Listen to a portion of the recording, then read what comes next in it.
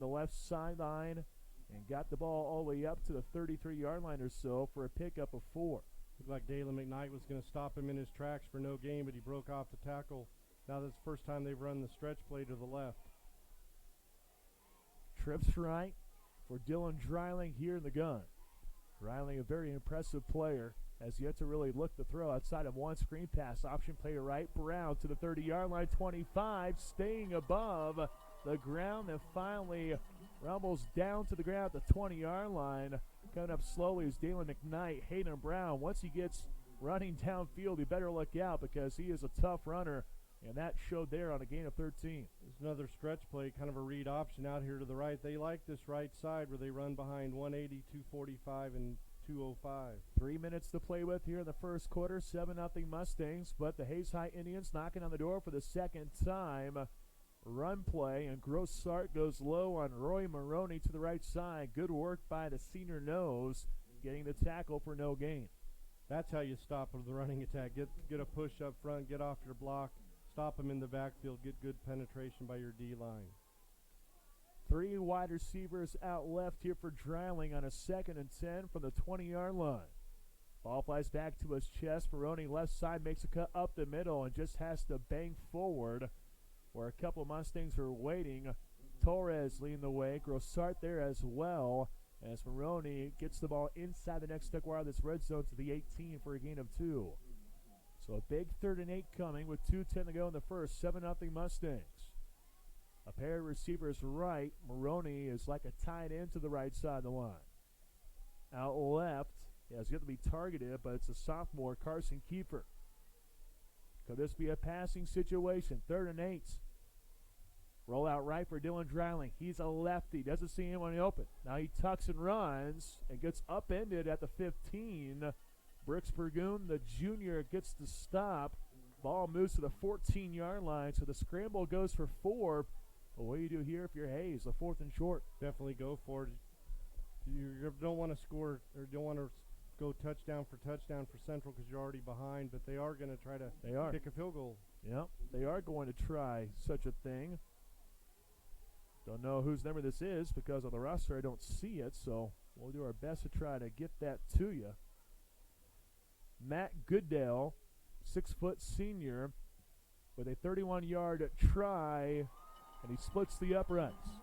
So the 31-yarder is good, but Central's defense holds up just enough. Still leading 7-3 with a minute and a half to play in the first quarter. We'll be back after 30. You're listening to Mustang Football.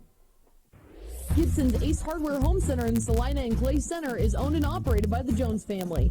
The Jones family has served Salina and Clay Center areas for over 55 years with sporting goods, paint, plumbing, and hardware. Ace is the place for hardware and sporting goods. Is your property properly insured? Be sure with American Family Insurance agent Lori Diebold. From auto, home, and life insurance to farm and ranch, workman's comp, and umbrella policies, Lori's got you covered. Insured? Be sure with Lori. 1931 South Ohio in Salina.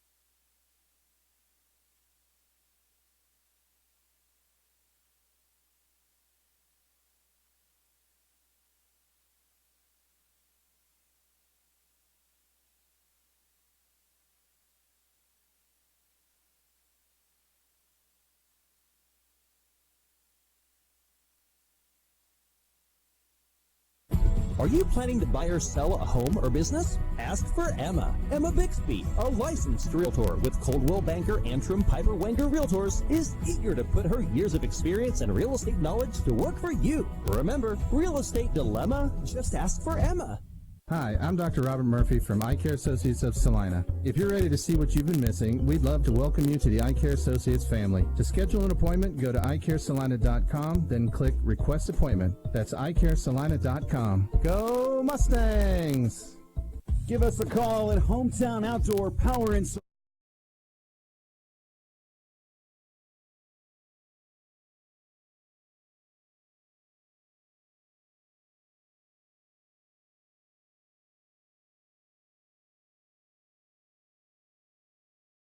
Central 7, Hayes High 3 here at Lewis Field Stadium, home to the 4 Hayes State Tigers. And by golly, is this not sweet? Ferry cars, are they calling a game up here high atop Lewis Field Stadium? I think it's pretty nice, Pat. And so far, nice start for the Central Mustangs. Let's see if it continues here. First and 10 for the Indian 39. It's a handoff to Cooper Char, makes a cut and rumbles by a defender before being tripped up by Hazelhorse at the 35 for a gain of 4.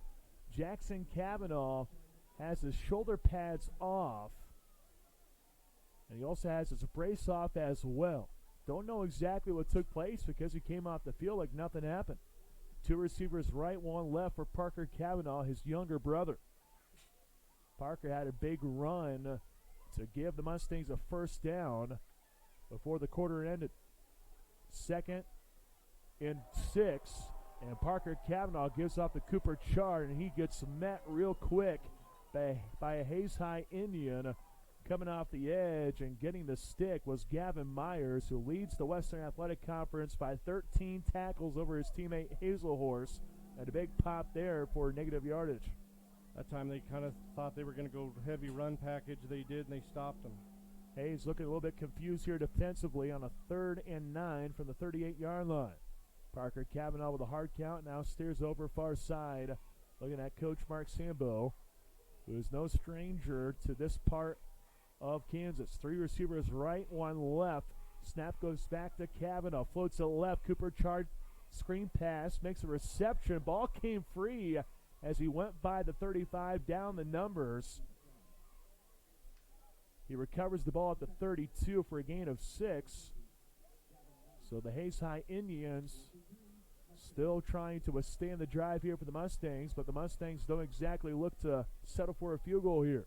Love the calls, the screenplay. Great call by Central on that one.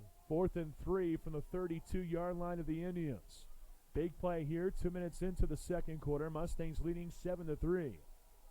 Quentin Stewart in the slot to the right side. Cooper Char off the right hip of Parker Cavanaugh. Another hard count. Play clock down to 3. And Coach Mark Sambo, this is a very patented move of Coach Sambo. Go for 2 hard counts. Pretend like you're going to snap the football. And then call a timeout here for a big 4th and 3 from the Indian 32-yard line. 9:53 to go in the first half. Mustangs 7, Indians 3. Salina Central with a 4-3 record. The Mustangs going to win here tonight. They for sure have a home game next week. If they don't win here tonight, I still think they get it based on tiebreakers. But Salina Central comes into tonight tied for 5th. And the tiebreaker will go to Emporia with 17 points for differential. Central will be 2nd, so that would be a 6th place spot with 18 points, make it 16 points, and Eisenhower would be for number 7 with just 2 points. But hey, if you're Salina Central, Barry, get a win. Don't worry about that nonsense. Absolutely. You play one game at a time, and this is a non-league game, but it means a lot to these kids to end the regular season at Hayes, a team they beat pretty handily last year. They're playing for a lot. They want a home field playoff game, but more than that, they want to improve, like Coach Sambo said each week, and this is where you show your moxie here on 4th and 3. Let's see what Coach Sambo draws up. A 4th and 3 from the 32. Good snap up the middle. Chart finds space for a first down and a little more as he was taken down by the shoestrings at the 22. What a play call by Coach Mike Sambo. Just go to the left and follow the big fella. Gain of 10. Absolutely. We talked about what play they were going to run, show some moxie. That was it. That is a statement play here for the offensive line. Kavanaugh swing pass right. Quentin Stewart able to wiggle by one guy and somehow gets positive yardage to the 19. So a gain of 3 for Quentin Stewart. We do have a Indian that's banged up, and that would be a big loss for Hayes. That's Gavin Hazelhorse. Last game he had 14 tackles. Wow. In that win over Bueller. Comes into tonight with 81 tackles, 19 tackles for loss. He's a big hoss out there. That would be a huge loss for the Hayes Indians. It's early in the second quarter, and so far Hayes' defense has shown no ability to stop Central's offense. Very balanced for Central here in the first half. They've got Hayes on their heels, driving deep into their own territory for the second time, potentially going up 14-3. But boy, you hate to see one of their studs, any player, get injured. Gavin Hazelhorse, number 2 in the WAC in tackles, number 1 in tackles for loss. He might be just 5'11", 207 pounds, but that guy is athletic as can be. Comes up, waltzing over by himself with a few athletic trainers.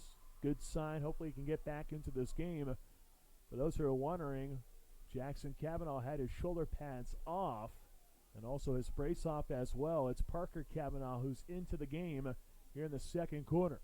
Play resumes, a 2nd and 7 from the 19-yard line inside the next wireless red zone. Chard lost the ball in the handoff. It bounces inside the 15, and it falls into the hands of a Hayes High Indian. It's Tucker Veach, the junior safety, who gets the fumble recovery. Just a bad handoff there between Parker Kavanaugh and Cooper Chard. First turnover of the game for the Mustangs. Now the Indians looking to capitalize. Hate to see turnovers. Salina Central, they had a great drive going. Looks like they were going to go up 14-3, and they fumbled deep in Hayes' territory. Hayes gets set up 1st and 10 from its own 13-yard line, trailing 7-3, 9:12 to go in the first half. A pair of receivers right, one left for Dylan Dreiling, the Tennessee baseball commit. Dreiling gives the ball off to Roy Maroney.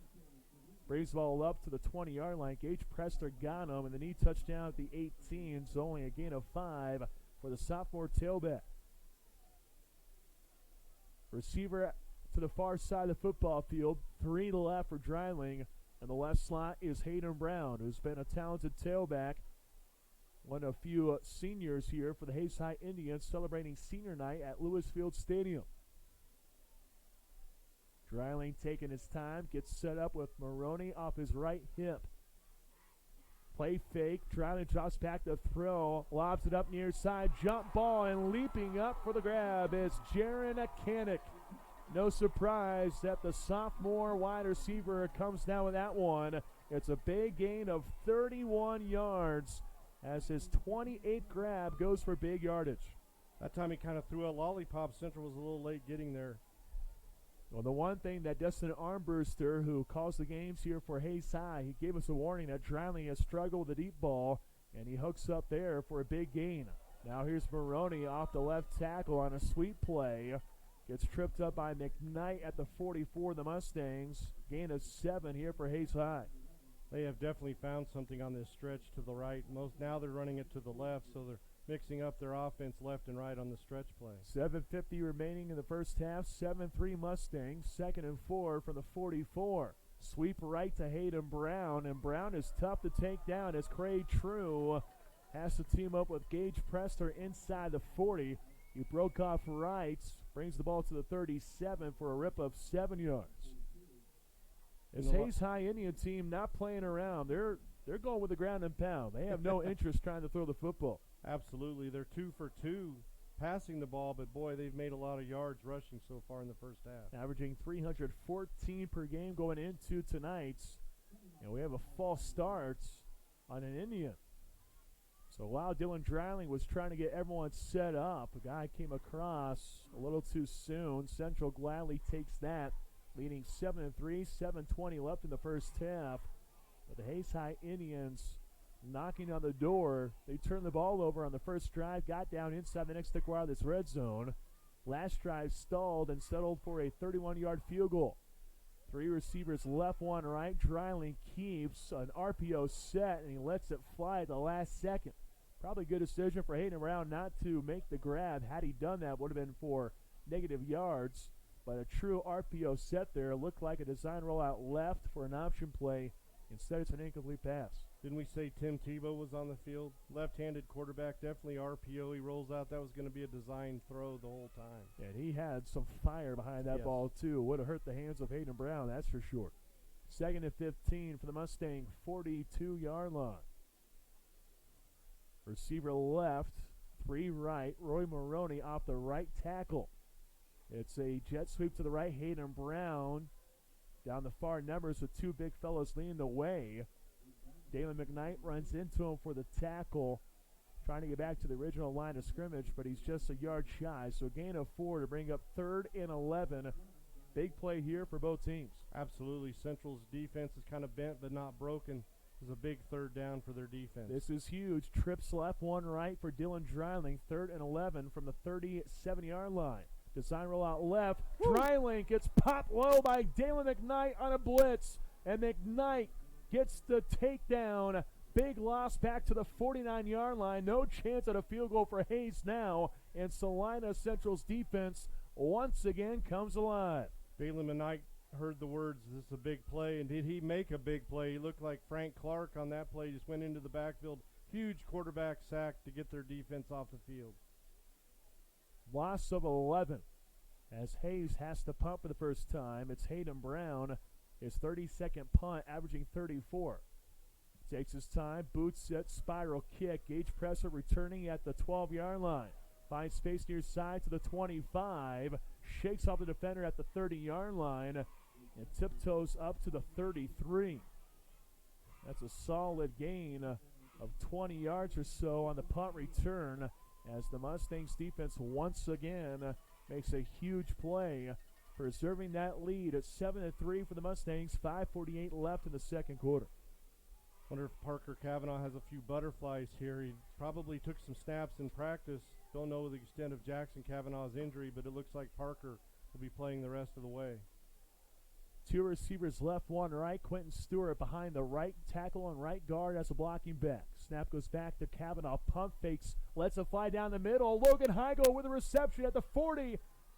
Rumbles inside the 35. And a one-arm tackle by a Hayes High Indian at the 32. Logan Heigl's first grab goes for 35 as the Mustangs quickly move the ball to the Indian territory. What butterflies? Just throw a slant route to Lauren Heigl, and what a great play on that one. 2 receivers left, 1 right. Cavanaugh gives it off to Cooper Chard. Had some space, but enough of a push by Bill Scott, the sophomore linebacker. Didn't play last game, but he gets a nice little push down there at the 31 for just a gain of 1 for the Mustangs. Stay ahead of the chains. You don't want to get 2nd and long or 3rd and long. Just stay ahead of the chains for the Mustangs. Approaching the 5-minute mark here in the second quarter. 7-3 Mustangs. Cavanaugh play action. A fireball down the middle. Overshot Easy Jackson. And it almost was a pick for Tucker Veach at the 5. He was waiting there and had a chance for the second turnover forced by the Hayes High Indians. Instead, it's just a long incompletion to bring up 3rd down. What a great route. You run your wide receiver to the white on a slant. You run your slot receiver to the post. That time, Cavanaugh chose to throw it to the slant receiver, just overthrew him. 9 yards to go, 3rd down at the 31 of the Indians. Pigskin between the hashes. Mustangs moving left to right with all white look here on the road for the regular season finale. 2 receivers left, now right. For Parker Cavanaugh, ball flies back to his chest. 3-step drop, zips it right side. Breaking away from his defender was Logan Losey, but didn't have a chance at the reception at the 20. Had he caught it, would have been for a 1st down. Instead, it's a 4th and long here for the Mustangs. No punt team yet. 4th and 9. Feel like your defense has given up a lot of yardage, but they haven't given up a touchdown. Maybe go for it here on 4th and 9. Well, and Salina Central doesn't exactly have a kicker. Craytrue does his best, but his only make of the season is a 22-yarder. This one will be about a 45-yarder. And Coach Mark Sambo, once again, waits for the play clock to kind of work down to about none and calls for a timeout. Clock stops with 4:56 to go in the second. Mustangs leading 7-3. Big 4th and 9 here for the Mustangs. If the Mustangs can't convert, boy, you got to be feeling pretty good for Salina Central. Not to mention, here in the first half, with already 2 turnovers in the game, this is probably going to be decided by the defense rather than the offense here tonight. I thought we'd see a shootout. Both teams have given up a few points this year. Hayes given up a lot of points to Dodge City, those teams, but their defense has stiffened up when that big turnover on the last possession stalled Central's drive deep inside Hayes' 20. I think I'm going to see a screenplay on this play. I think Hayes is going to send the house. They run a 4-3 defense. They're probably going to rush 6.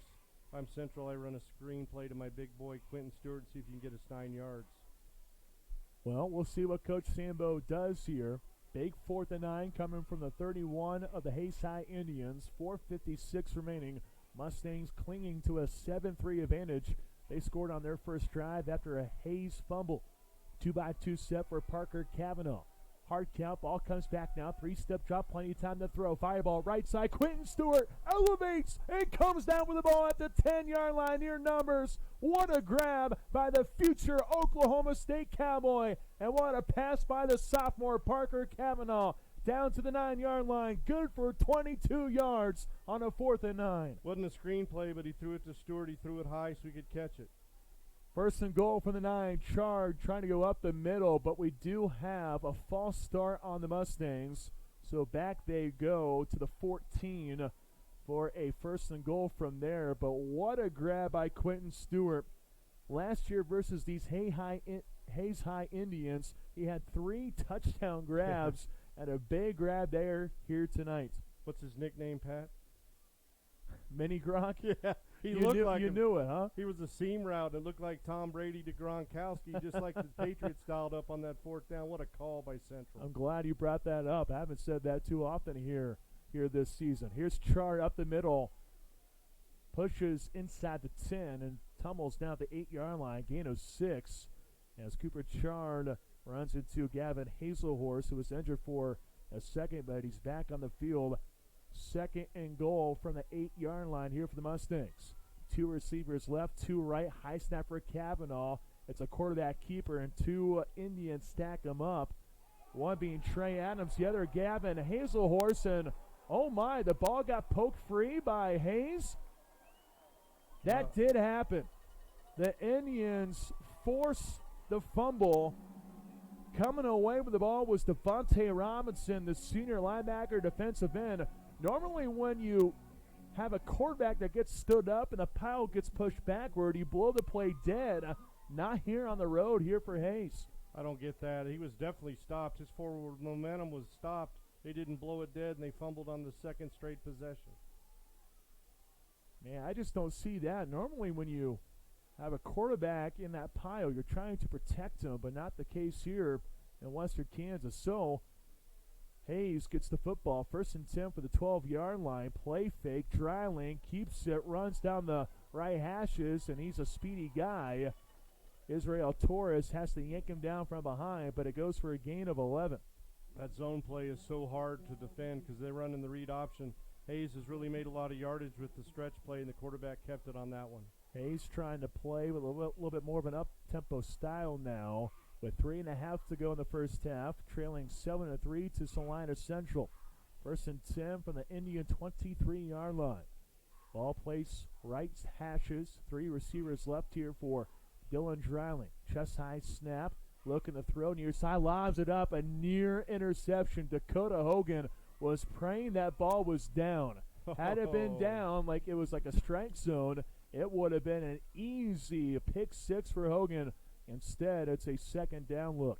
He had to be salivating on that one. He was just playing press coverage, and he sat on the route. They were going to run out a deep throw to the wide, and he just sat on it, didn't intercept it. 2nd and 10 for the 23.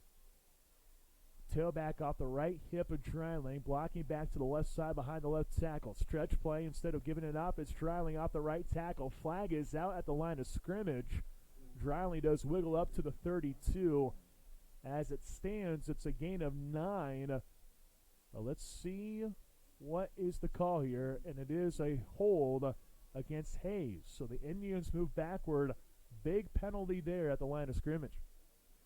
Really been a penalty-free game. There was only 2 penalties in the first quarter on each team for 10 yards, and that was a huge holding call because it would have been 3rd and short for Hayes. So the ball moves back to the 14-yard line for a 2nd and very long. Receiver right, 2 left for Dylan Dreiling. To the right of him is Roy Maroney, and behind the left tackle is the senior Hayden Brown. 2nd and 19. Ball goes back to Dreiling. Sweep play left side. Ball gets poked away. Yes. It's free, and the Mustangs recover. Cade Lopez forces the fumble, and recovering the ball for Salina Central is Rafael Serrano. What a big-time defensive play as the Mustangs have a 1st and goal from the 8-yard line. What a great play. There's Central starting to load the box on their 3-4 defense. They're sending the blitz. That time they read it perfectly. Forced another fumble. Now they get it deep in the red zone.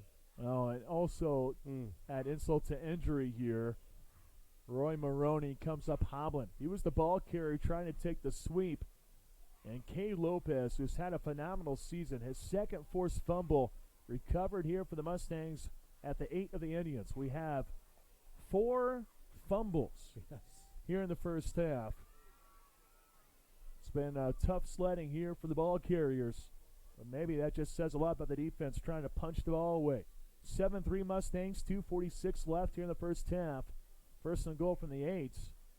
Whitecap steps away and looks like an illegal substitution on the Hayes High Indians.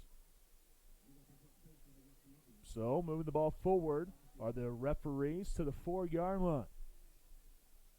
Central trying to cash in on its 2nd forced turnover.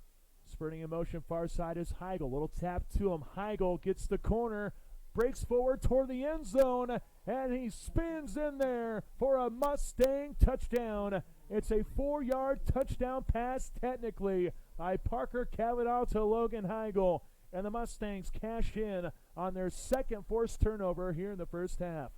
That's great because they've had 4 times inside the red zone for Hayes. They've come away with 2 fumbles and 2 touchdowns, and what a beautiful pass play there to Heigl.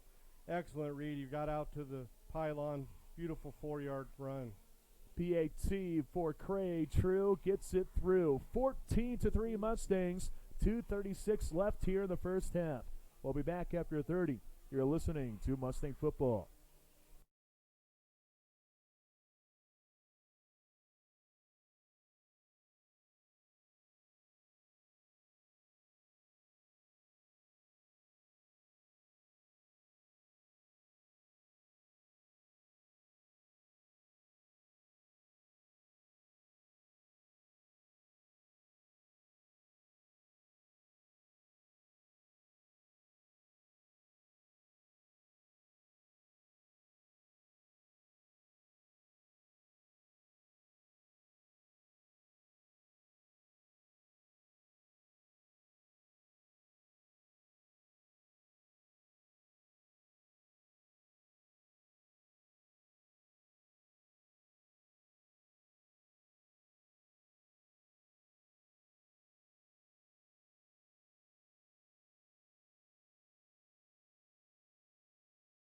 Parker Cavanaugh.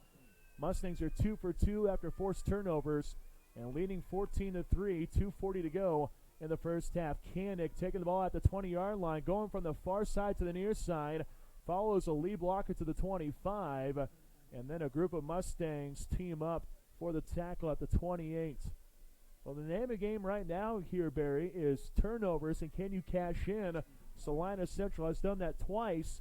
Hayes hasn't done that at all after forcing 2 fumbles. You talked about response earlier. Hayes got way down there, fumbled the ball. Central responded with the long drive. They responded on the last turnover with another touchdown. Trips left one, receiver right for Dylan Dreiling.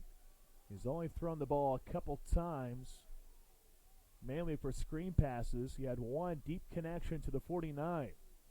As a tailback to the right side, option play that way. It's Hayden Brown looking for the crease, finds it at the 30, and gets pushed out of bounds at the 35 or so. Brown collides. I mean, he was screaming into the far sideline, and hopefully he's okay. He is. He gets up and gets some help as the clock stops at 2:25 to go. Ball plays at the 36 for a gain of 8. stretch play, that option to the tailback Brown has really found a lot of running room out to the wide side of the field. Hayes has all 3 timeouts left here in the first half, so 2:25 feels like an eternity here for the home team at Lewis Field Stadium. Trips left in the receiver right for Dylan Dreiling, the sophomore quarterback, who committed to play baseball at Tennessee when he was an 8th grader. And now play clock down to 1, and Coach Tony Crow in his second season calls for a timeout as he saw that Dylan Dreiling on the offense was in trouble. You know, you want to use those timeouts, Barry, but you don't want to use them there. No. Not like that. With the play before being a run to the outside, to the sideline, you don't want to burn a timeout there. That showed their youth on the play that time. Dreiling's only a sophomore. The play clock was at 1. Crow burned a timeout. That's not what you want to do. Have your play clock run down to 24, then burn a timeout with the clock stopped. So advantage Central. And boy, I tell you what, it'd be nice to have another interception or a fumble right here, because Central's offense has found something in the first half. But you see these defensive backs are kind of setting on these routes. They're kind of press coverage up on the wide receiver. They're just looking to see if Dreiling's going to make a mistake and they can get a turnover and get some points on the board before the first half is over. Toward the tail end of the first quarter, Jackson Kavanaugh got hurt. I wonder if he just tweaked his right knee, because his brace is just loose on that right knee. His shoulder pad's off. His brother Parker steps in. He's had a few big-time plays here. But now it's the Hayes High Indians offensively looking at a 2nd and 2 from the 36. 2:25 left, trailing 14-3. It's a give to Hayden Brown, who goes off the left guard. Quentin Stewart goes low and tugs him down at the 39-yard line or so. So gain of 3 for a Hayes first down. Clock stops momentarily, and now it's running. Hayes does have 2 timeouts left. So plenty of time here, looking at a 1st and 10 for the 39, but a lot of checking going on here on the near side as that clock approaches the 2-minute mark. 2-by-2 set for Dreiling. Ball goes back to his chest. It's Brown up the middle. Wiggles by a defender to the 45. And then he gets smashed by 2 Mustangs. Dalen McKnight and Kay Lopez, the 2 linebackers, team up for the stick at the 48. It's a gain of 9 on the play to bring up 2nd and 1. He's going to run a little bit faster. Central likes this. Yep.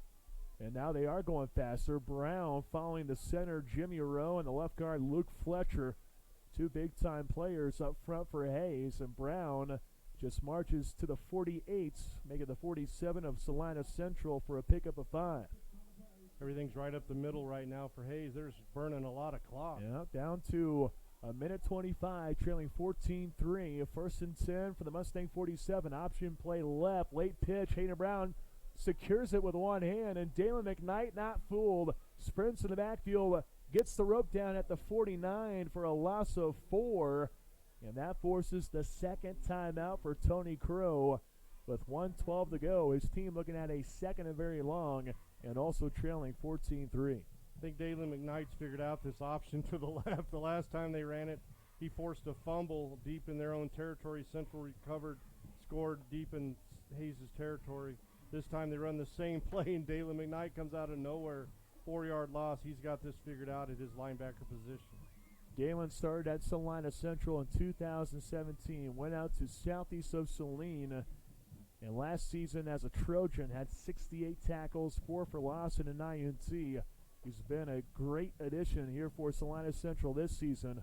53 tackles, 6 for loss, a sack, safety, forced fumble, INT. Just the definition of a stat stuffer.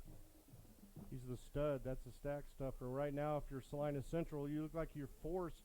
Hayes, they're going to have to throw the ball. They're on their own 49, 2nd, 14. You only have a minute 12. If you're going to run the ball the whole rest of the 2nd quarter, Central's going to force you to pass, and I think there's going to be an interception here coming up pretty soon. Let's hope. Gage Prester, I can just sense it. Yeah, absolutely. Senior here on the road could definitely use another big boy one. So 2nd and 14 for the 49 of the Indians. 2-by-2 set for Dylan Dreiling. After the 2nd timeout for the Hayes High Indians, they trail 14-3 with 1:12 on the clock here at Lewis Field Stadium. Dylan Dreiling still looking near side. Play clock down to 4. They got to go. Tailback off the left tip of Dreiling. Has the ball. Sweep to the right side. Brown makes a cut and just goes up the middle. Going low is Dalen McKnight, and Tallis Price was there as well. Ball moves to the 45, so a gain of 6, but still a long third down play as we're under 60 seconds. So a 3rd and 8 from the 45. 3 receivers right, trialing, play fake. Has all day to throw. Fireball down the middle. It goes off the hands of Canick as Gage Prester was waiting for that play, and he hit Canick in the belly. That's a good, solid tackle by Gage, as that brings up a 4th down here for the Hayes High Indians. Wide receivers down, and that looked like Troy Polamalu. When you come over the middle, you're a free safety. You nail him, and that time Dreiling just waited too long to throw. He had a guy open on the slant. Canick. Prester was just sitting there waiting for him to catch, and as soon as he started to catch it, he heard footsteps, and Gage buried him, and unfortunately he's still down on the field. What a great play by Prester that time. Yeah, Jaron Canick, maybe just the wind knocked out of him. Yep. I think that's all it was. Yep. The athletic trainers came out, and I think Canick knew right away. He basically just said, just stay away from me. I need some air right now, okay? Give me some space. I'll be fine. But he does have to come off the football field, and that's a big weapon lost for Hayes, because now the Indians have a 4th and 8 from the 45 of the Mustangs with 44 seconds left, trailing 14-3, and only 1 timeout left, and it looks like the Indians aren't even debating it. They bring out the punter, Hayden Brown, for his 2nd one here tonight. Watch the fake, watch the fake, watch the fake. Yeah, and Brown can definitely run, and so can Roy Maroney, because Brown's not too far back. Ball goes back to him, and he gets away. It's a skyrocket. No chance at a return. Bouncing at the 10, inside the 5. Had a chance at a down there at the 1-yard line, but instead it goes into the black end zone near side for a touchback. Mustangs get the football back with 35 seconds left, but with just 1 timeout remaining and leading 14-3. More than likely, Coach Mark Sambo will just say, you know what, hand the ball off and call it good. I think I would. Got a 14-3 lead. Maybe not hand the ball off. Maybe just kneel down, because we've seen 4 combined turnovers in the first half, all via the fumble, and that is the case as Parker Cavanaugh comes out in pistol, takes the ball, kneels down, and that does it for the first half. Salina Central 14, Hayes 3 here at Lewis Field Stadium. It's the final week of regular season football across the Sunflower State. If the Mustangs get a win here tonight, they will have secured back-to-back winning seasons for the first time in a long time. And that would be one heck of a feat for second-year head coach Mark Sambo. So coming your way here in just a little bit, we'll have the Salina Regional Orthopedic and Sports Medicine Clinic halftime show. We'll take a 2-minute timeout, and then we'll come back to start that show with the Mustangs leading 14-3 here in Hayes, America. You're listening to Mustang Football. Area athletes and even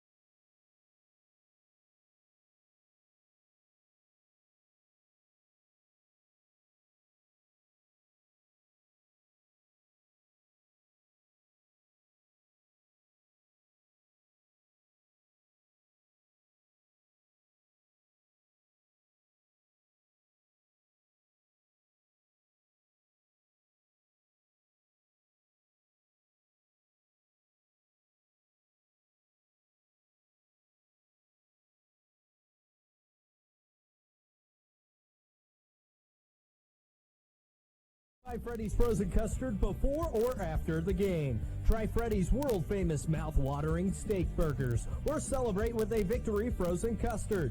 Freddy's Frozen Custard, 2420 South 9, next to Mocha's in Salina. Gibson's Ace Hardware Home Center in Salina and Clay Center is owned and operated by the Jones family.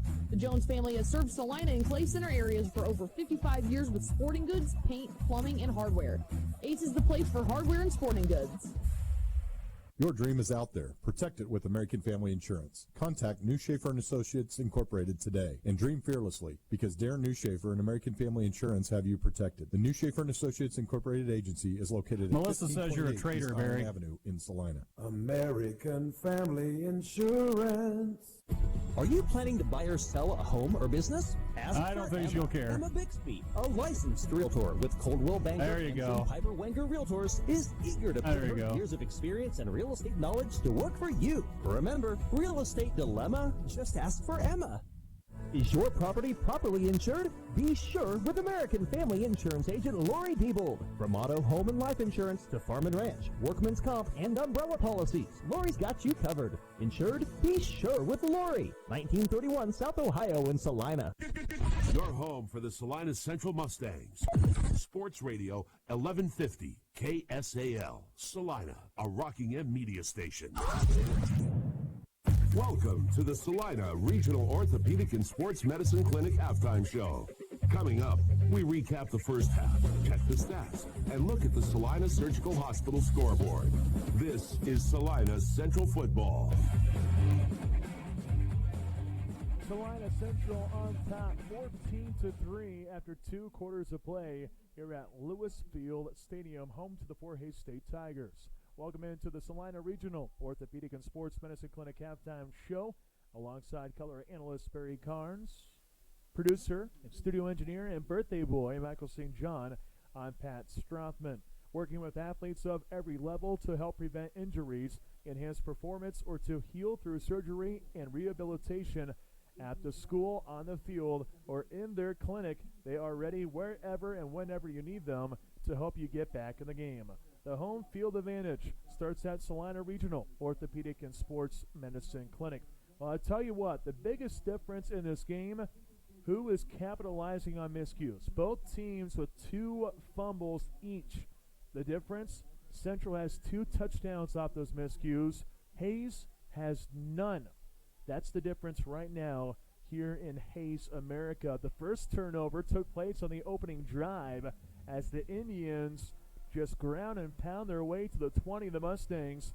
Then after a bad snap, Central picks up the ball, forcing a fumble. Mustangs then would march down the other way, capping off a very impressive drive with a 5-yard touchdown run by Cooper Chard. Late in the first quarter, Hays driving once again, but the Indians settling for a 31-yard field goal try by Matt Goodale, and he nails it right down the middle to make it 7-3 with 1:32 to go in the first period. In quarter number 2, Parker Cavanaugh takes over for his older brother, and Parker does a pretty nice job. He made a couple big-time plays, none bigger than a 4th and 9 conversion down to the 8-yard line after the pass to Quentin Stewart.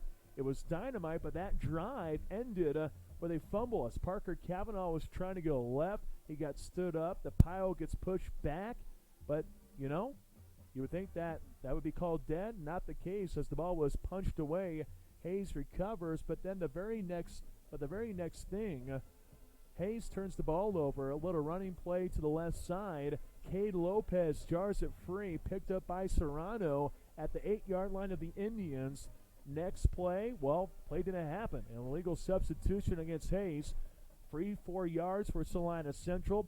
And sweeping near side the far is Logan Heigl. Parker Cavanaugh, a little tap to him, and a 4-yard touchdown with 2:36 left in the first half. Central leading 14-3. Really a well-played ball game, at least on the defensive side for both squads. Offensively, a little bit challenging at times, but a few big plays here and there. Before we take our first time out, time to look at our impact performance in the first half, presented by the Salina Regional Orthopedic and Sports Medicine Clinic. And very safe to say, the defense has been superb once again for Central. After holding Mays to just 3 points in essentially 3 quarters a week ago, that defense has been great here again. Absolutely. You've said a lot of Dalen McKnight tonight. He forced the fumble deep in Hayes' own territory, set up Central with a nice, easy touchdown on 2 plays, 8 yards. Then he had the big 2nd and 10. He forced a stop back in the backfield. He's been huge tonight. That defense has bent. They've given up a lot of yards, but they've only given up 3 points on the scoreboard, and that's what counts. their defense has been the difference, and Dalen McKnight's been a big part of that. No doubt about that. Dalen McKnight has been great. So has Cade Lopez and so many other guys as Salina Central sports a 14-3 lead over Hayes here at the break. Let's work into you. When we come back, you'll hear from Salina Central head boys soccer coach Dave Ouderkirk. A fun conversation coming your way next here on the Salina Regional Orthopedic and Sports Medicine Clinic halftime show. You're listening to Mustang Football. Hi, I'm Dr. Robert Murphy from Eye Care Associates. 11 minutes here, Pat. If you're ready to see what you've been missing, we'd love to welcome you to the Eye Care Associates family. To schedule an appointment, go to eyecaresalina.com, then click Request Appointment. That's eyecaresalina.com. Go Mustangs! Give us a call at Hometown Outdoor Power in Salina, Minneapolis, and McPherson to get your mowers. Sign up for our winter service program. Don't forget to ask about the early sign-up promotion when you call. Ram Power Days brings great deals on new Ram trucks to Marshall Motors in Salina, like $9,000 off a new Ram 1500 Bighorn or $10,000 off a new Ram 1500 Laramie. Save now at Marshall Motors, located on South 9th Street or online at marshallmotor.com.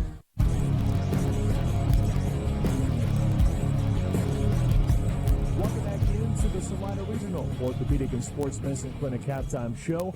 I'm Pat Strothman. Coming up, we'll check the first half stats here in just a little bit. But right now, we take the spotlight and put it on another athletic program at Salina Central High School. And tonight, we take that spotlight and shine it on the Salina Central boys soccer team. And to talk more about that, we visit with head coach Dave Ouderkirk. And, Coach, you and I were just talking before the microphones turned on. It's been a whirlwind of a season.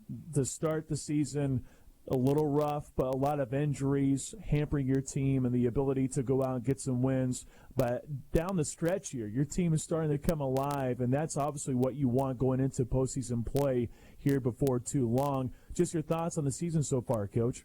Yeah, I mean, 100%. We talk about it every year. It's kind of one of my base philosophies is that, you know, the last 4 to 6 games of the year is when you want to be fine-tuning things and hopefully playing your best soccer. And we knew this year going in after the graduating class we had last year that it was going to be a work in progress throughout the year. And obviously there was going to be a change from first game to last game and how this team played, both how smart they were and kind of, you know, game smart they handled the game, and then also just experience of, you know, getting things rolling and getting used to being expected to play, you know, the number of minutes some of these kids are going to play.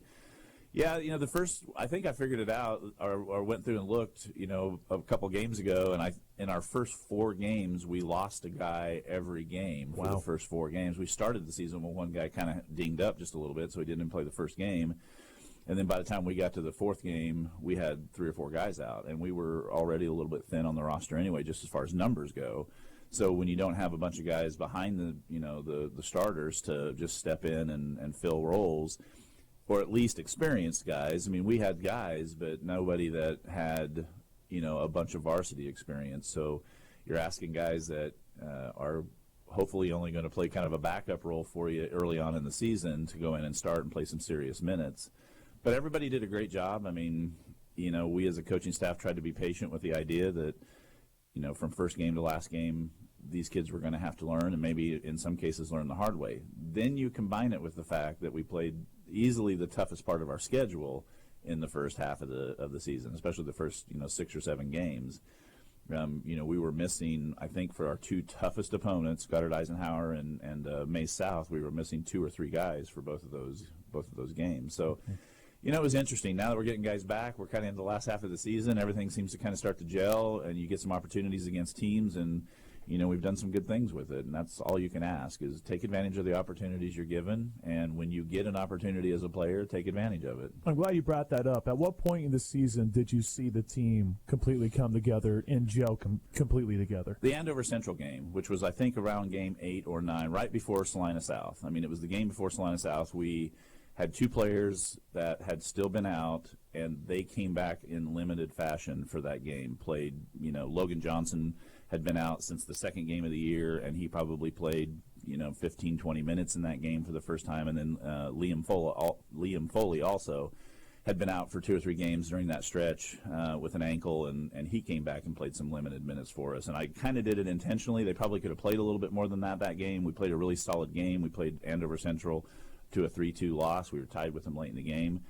But I wanted to make sure that I had those kids for Salina South. I mean, obviously around here that's the focal game in a lot of ways. So I didn't want to ruin it coming back off of injury with one game like that and not have them for South. So we kind of rested them a little bit more. And I pretty much had full squad with at least some games some time underneath them for the Salina South game. So really it was right in there. The game before Salina South, we started to see some real progress in what we were doing. Talking with Salina Central boys soccer coach Dave Albuquerque here on the Salina Regional Orthopedic and Sports Medicine Clinic halftime show.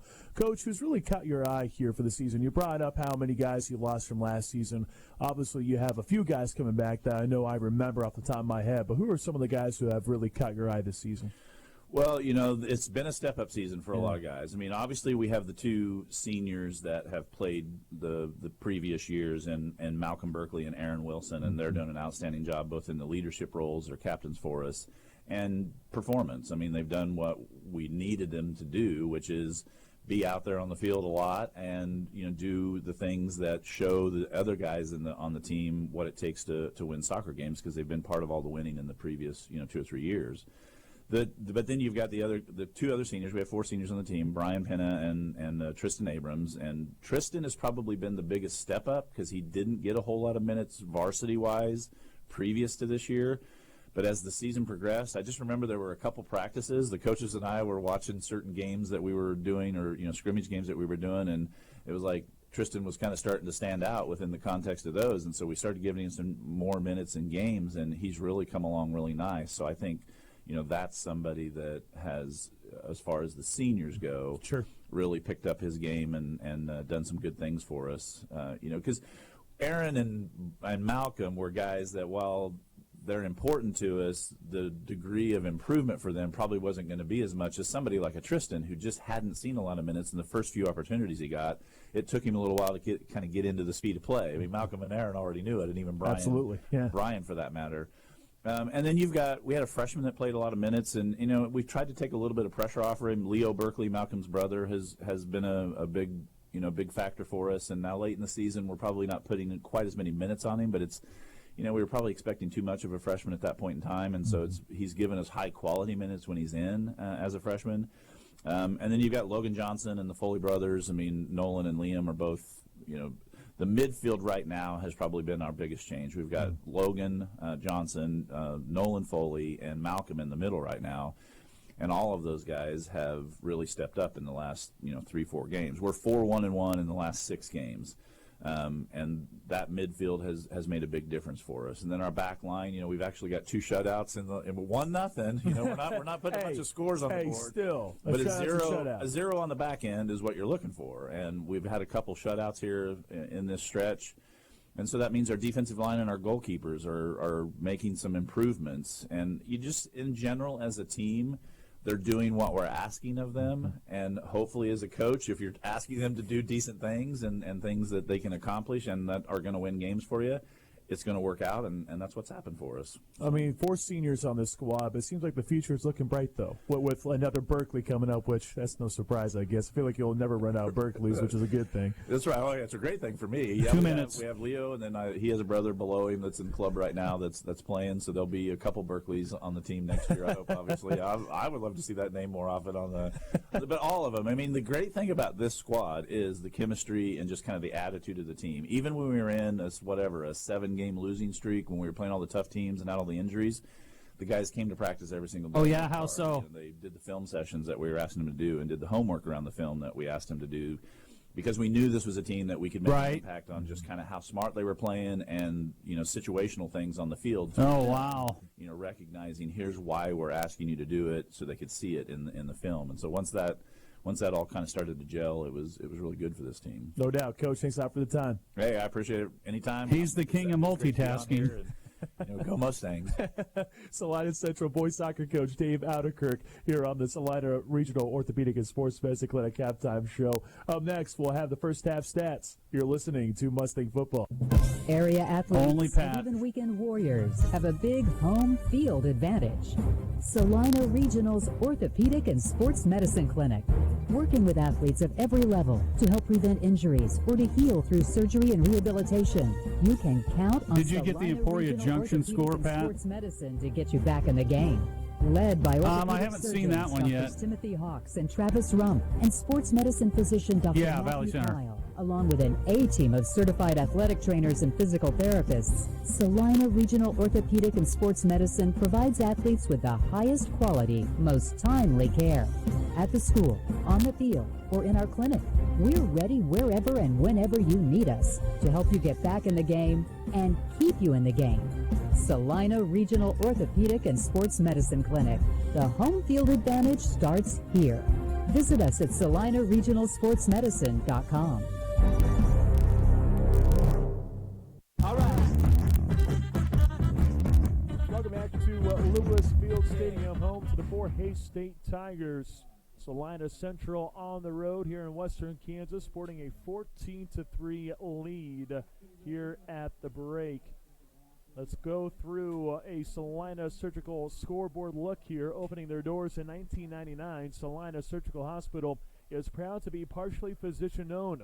From outpatient procedures to inpatient stays, talk to your doctor about having your next procedure at Salina Surgical Hospital, serving Salina and their surrounding communities. Salina Surgical is 20 years strong. So coming into tonight, Salina Central a point away from Emporia and a little bit ahead of Eisenhower. Don't have an Eisenhower Valley Center score, but we do have a score for Emporia and Junction City.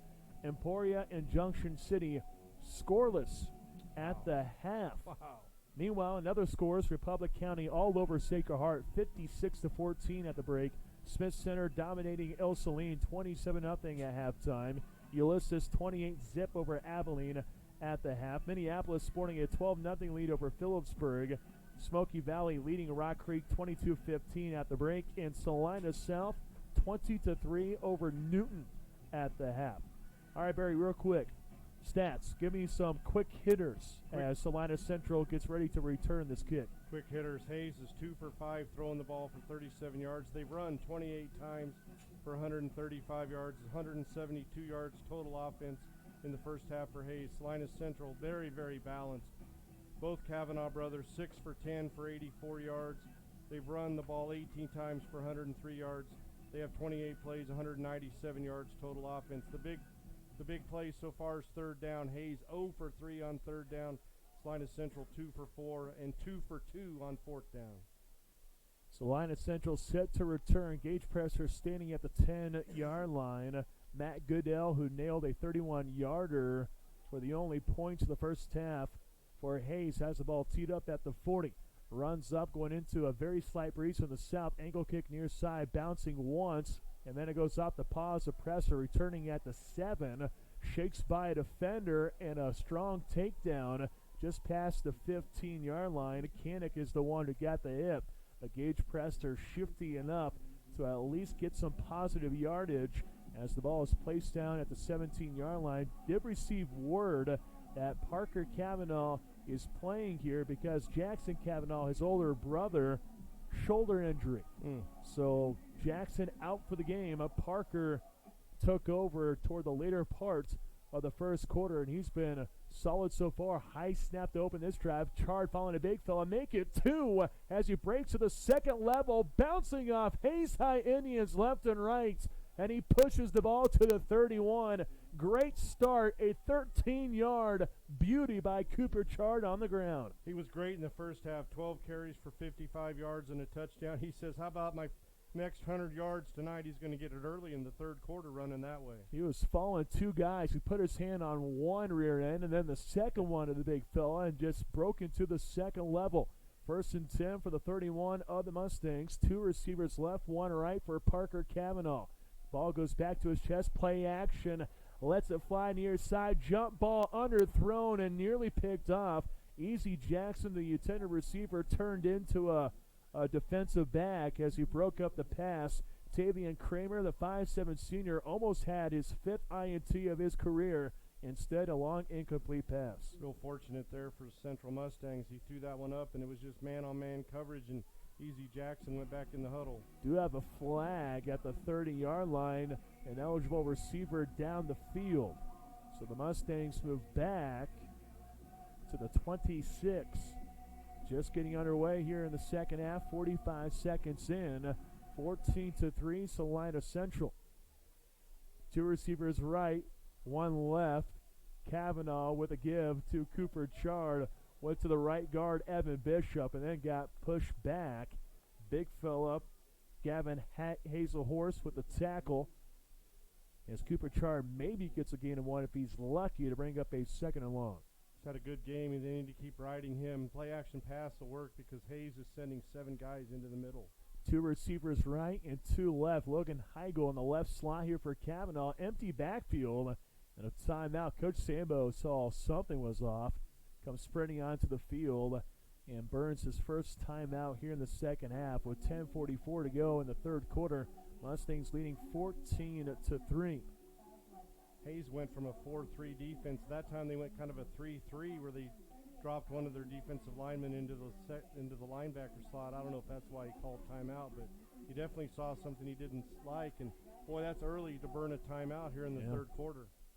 If Salina Central can hang on, Barry, the Mustangs would clinch their 2nd consecutive winning season. Get this, for the first time since 2010-2011. Been a little while for the Mustangs. They went 6-4 in 2010 and 5-4 in 2011. If they get a win here tonight, go to 5-3. And no matter what happens going forward, they have a winning record, which just speaks volumes to what second-year head coach Mark Sambo has done the past couple years. Been outstanding. It's great to see them back, and they have been a real force up front.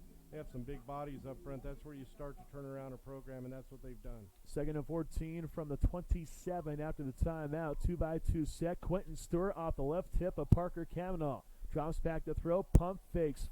Lobs it up far side. Went off the right knee of Dakota Hogan, and he's pleading for a flag at the 35. That ball went right to his right kneecap, and he was begging for a penalty flag, but he's not going to get one. I agree with him. I think he should have got one that time. The ball hung up there. It looked like it was going to be an easy touchdown. The ball hung up. He had to come back for it. Couldn't quite get to it, but the defender definitely ran into him. Let's see if Coach Sambo dials it up or just goes with a little conservative play here, leading 14-3, 10.5 to go in the third period. 3rd and 14 for the Mustang 27-yard line. Trips left, receiver far to the right side. Down to 1 second on the play clock. Kavanaugh retreats in the pocket, pump fakes, and then a body drops on him. Getting the sack, Devontae Robinson, his 5th one here for the season. And the senior comes up slowly. Nonetheless, a loss of 3 on the play. But more importantly for Hayes defensively, the Indians force a punt. Central had it that time. He just had time to throw. Hayes was in a 2-deep zone. They had Stewart over the middle, and they just didn't have time to throw it. Cray True out there for the punt, standing at the 10-yard line. Koenig awaits the punt.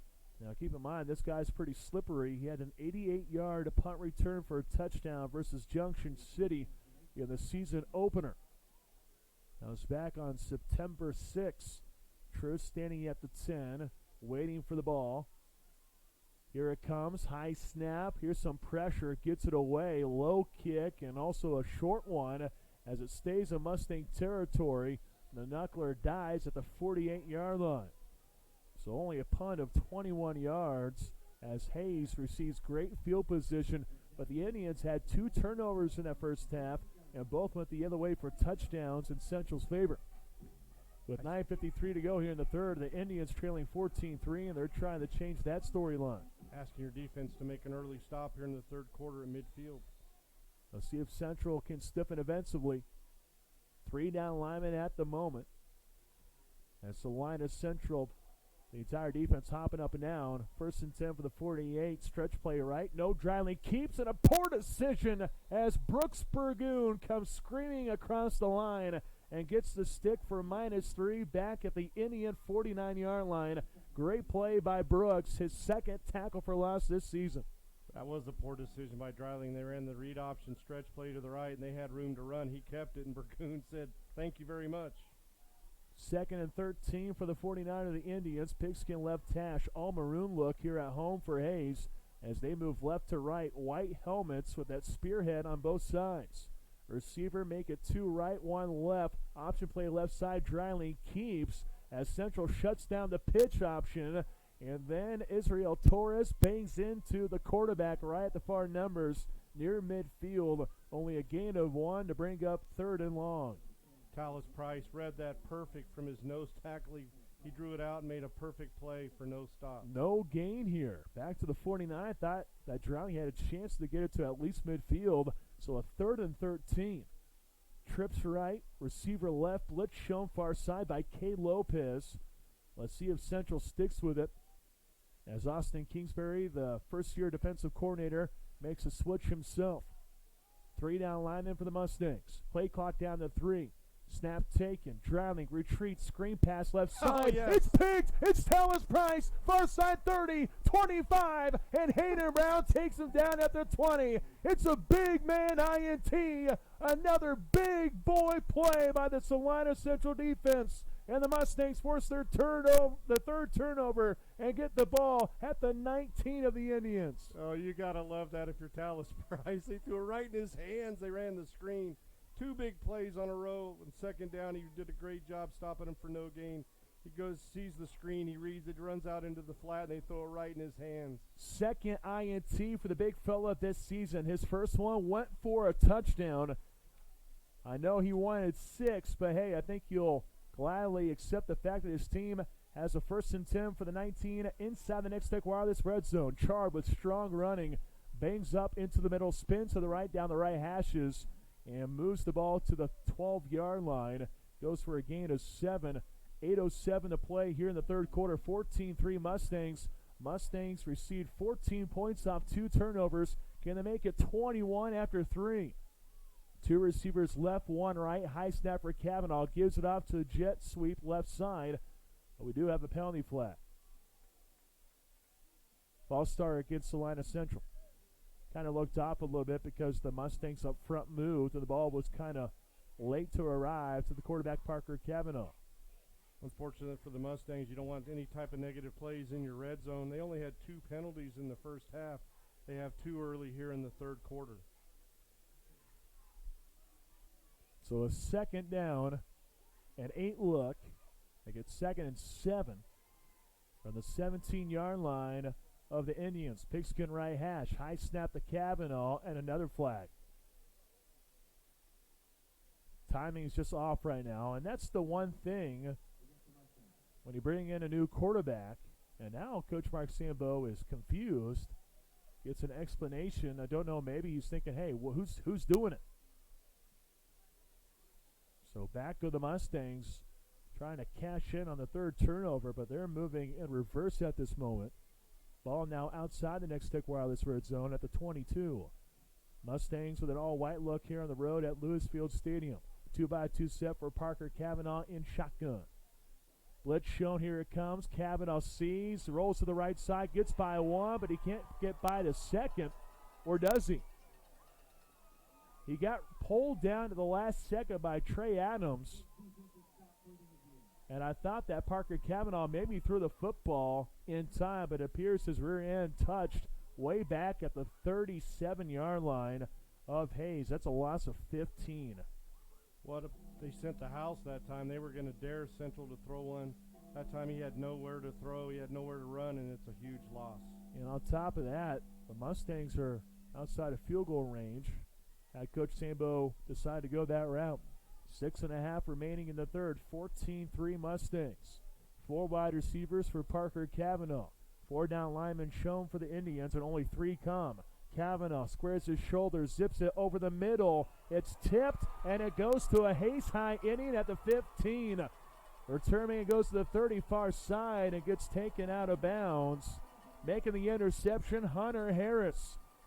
His 2nd interception this season, and it came off a deflection by an Indian in the secondary.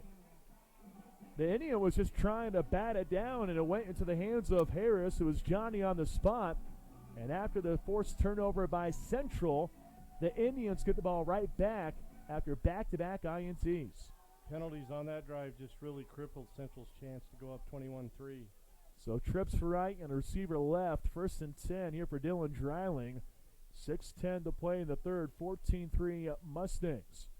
Chest high snap, Brown, space left side 40, bounces out 45, has speed 45-40. Now 35, and saving a tackle was Gage Prester, although Brown stepped out at the 37-yard line.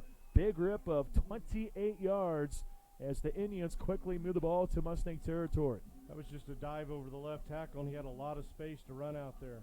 Salina Central's defense needs to come up with another big-time play. Here's Dreiling, pitches it left side. Kanik breaks by 2 defenders as he explodes to the 30 outside the far numbers. And he's down near the first down marker. He appears to be a yard shy after a pickup of 9. This defense looks a little deflated. They got a huge interception by Talus Price. Now they've kind of given up 2 big plays.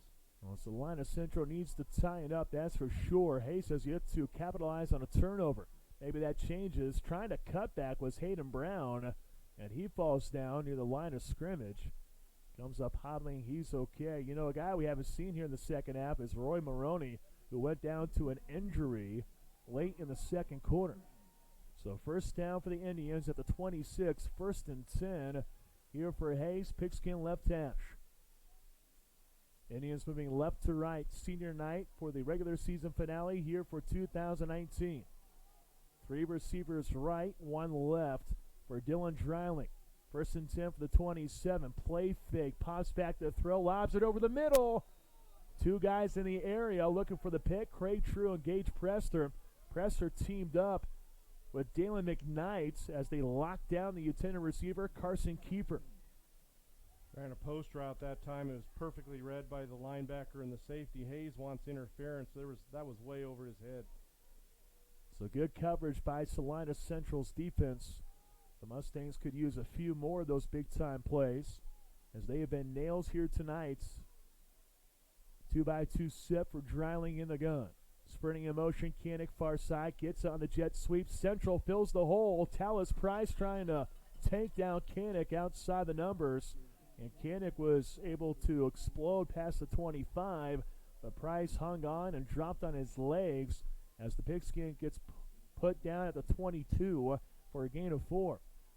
I hear that Talus Price again. He held on for dear life, but boy, Kanik's only a sophomore, and he's one heck of an athlete. 4.5 left in the third quarter. 14-3 Mustangs, with the Indians inching closer to the next stick wireless red zone. 3rd and 5 from the 22. High snap, Dreiling bounces left side. Flag comes out. This one's coming back as Dreiling gets the ball to the 19. Goes for 3, but I know Salina Central accepts the holding penalty. Boy, this hasn't exactly been a clean football game by any stretch of the imagination. I don't know if you just want to credit the defense or what, Barry, but any time you see a team get closer to the end zone, we saw Central catch in on 2 turnovers in the first half. But for Hayes, the Indians just can't find a way to punch it into the end zone. Now there's still a couple downs here, but that's a big-time penalty. Absolutely, and that's one thing that's crippled Hayes all night is getting inside the red zone and turning it over or a negative play for a penalty. So the ball moves back to the 34. 3rd and 17. 3 receivers right, 1 left. Kanik is the lone guy. Check that. He's between the near receiver and the receiver in the right slot. Dreiling takes his time, has the snap, looking right side, swings it that way. And the return man, Hayden Brown, as the receiver just decides to push the ball up to the 30-yard line. 2 Mustangs meet him. And Dalen McKnight and Dakota Hogan. So now if you're Hayes, what do you do? Get a gain of 4, and now a 4th and 13. Got to go for it. That play had no chance to make it. There's way too good a coverage by Central. So far, a guy is left alone there in the left slot. And now Salina Central gets a guy to shade over that way. Big 4th and 15 here from the Mustang 30-yard line. 3 receivers left, 1 right. Dylan Dreiling, the sophomore quarterback. Hayden Brown steps back. Maybe he's looking for a punt. Play clock down to 4. Got to get going down to 2. And a timeout burned by Tony Crew. And that's something else that's happened. It just explains the inexperience of the Hayes High Indians, who have had to rely on sophomores all throughout the season. You really can see it, and you see it a lot in the red zone. We've talked about their fumbles. They've used too much clock on the drive before the half. Now they get down here to the huge 4th and 13, and they look totally confused. They have like 3 coaches over here giving them signals. They look confused. The play clock was down to 1. They burned a timeout, and right now after Salina Central, you send the house, you play man-to-man coverage, you play zone, try to take away any type of short route for a first down. 3:49 left in the third, 14-3 Mustangs. Salina Central on half number 1 forced 2 fumbles, scored twice off those miscues. Hayes forced a pair of fumbles, but the Indians came up empty both times following the miscues. For Salina Central here in the second half, an INT deep in Hayes territory. The Indians get the ball right back with a pick. So after a timeout, 4th and 15 from the 30-yard line. High snap to Dreiling. Pulls back the throw, lobs it near side. Jump ball for the 6'8" receiver Reuter, and he cannot come up with one remarkable grab. There was a chance for Reuter to come down with that ball, but Dakota Hogan had enough strength to jar the ball loose. Incomplete pass, turnover on downs, as Central's defense responds once again. How about Dakota Hogan on that play? 5'7". That was just a absolute go route to the post. They were throwing it to their 6'8" receiver, and Dakota Hogan, giving up 11 inches, said not here. Nailed him, knocked him down, take over on downs. That's incredible. Dakota had a big game last week versus Mace with 10 tackles. The junior has been solid as a corner. So the Mustangs take over, 14-3 lead, 3:40 to go here in the third quarter. Cooper Chard finding space between the left guard and the center. Able to blast down the left hashes and angles near side to the 40-yard line. Gain of 10 for Cooper Chard, a guy he ran just 5 times a week ago in that 26-8 loss to Mace. Chard has been great, as the big fellows up front have been dynamite as well. 2 receivers right, 1 left. Easy Jackson is the lone guy. 1st and 10 for the 40 of the Mustangs. Going right side is Sharp. Spins, almost had the ball poked free as a late flag comes in. Gavin Myers, the leading tackler in the WAC, the 6'2 sophomore, gets the hit as he's north of 100 tackles now. And Salina Central gets caught with a hold. That was really late as the Whitecap tossed the flag. So both teams suffering from the penalty marker here in the second half as the ball moves back to the 31-yard line. Replay first down, though, for Salina Central. With a 2-by-2 set, Quinn Stewart, the tight end in the right slot. Parker Cavanaugh, here comes the blitz. Drops back, floats it right side. It's tipped, almost an INT. Screen pass was set up for Cooper Chard, and Gavin Hazelhorst almost had his first pick.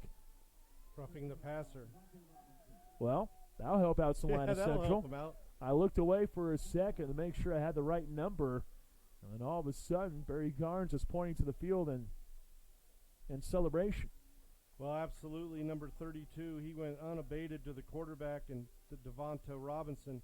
Parker Cavanaugh threw it. It was a screen pass to the right, and he absolutely ran 2 more yards and destroyed him in the backfield. Good call by the official, giving Central the first down. And you just talked about penalties. That was a monster penalty on Hayes. And it's been huge. Here in the second half, both teams suffering from the penalty flag.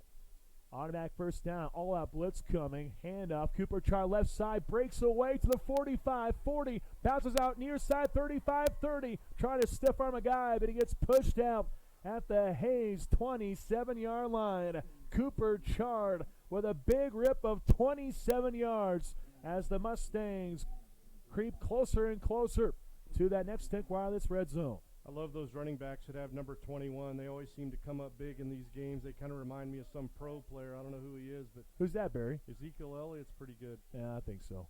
1st and 10 for the 27. Chard cut back left side, stiff-armed at the 20-yard line, and he lowers the shoulder and bangs into an Indian, and Tavian Kramer. Ball gets laid down at the 18-yard line. That's a gain of 9 for Cooper Chard as he's following the big fellows up front, creating space. And Hayes with only 3 down linemen. Mustangs trying to capitalize on that. 2nd and 1, Chart up the middle, has the first down, and he nosedives inside the 15 to the 13-yard line for a pickup of 5. He already has 70 yards this quarter. Well, he can be a difference maker, that's for sure, as we have 2:46 showing here on the scoreboard. Left here in the third quarter, Mustangs sporting a 14-3 advantage. That was the score at the half. Parker Cavanaugh in for his brother Jackson, who's out with a shoulder injury. Had it in the first quarter. Chart off the right hip of Parker. 2 receivers right, 1 left. High snap for Cavanaugh, reels it in, takes off right side, spins, and gets pulled down. That's Trey Adams. He's a lengthy defensive end. He's 6'6" with 85 tackles in his career coming into the game. And a big hit there for a loss of a couple. Had a lot of high snaps, and we get in the red zone, we can't shoot ourselves in the foot. That's another negative play. The snaps got to get better to the quarterback. Twins right, receiver left here for Parker Cavanaugh. All out blitz coming again. Chart up the middle, makes a cut inside the 10, and he almost had a touchdown. Instead, Adams yanked him down right at the 5-yard line. Gain of 10 for a big 3rd and short. Mustangs waste no time. They get set up. Cavanaugh snap back to his chest. Chart up the middle. I think he got pulled by his face mask. No flag, but Chart spins, twisting and turning, looking for the goal line outside the far hashes. But the play blown dead at the 2-yard line. It's a first down for the Mustangs after a gain of 3. He definitely got hit by the pulled by the face mask. No call. 2 receivers right, 1 left. Same formation for Cavanaugh. Goal to go. 1st and goal from the 2. Chart up the middle, pushing forward, and he has the Mustang touchdown. It's a 2-yard plunge by Cooper Chard, his 2nd rushing touchdown on the night.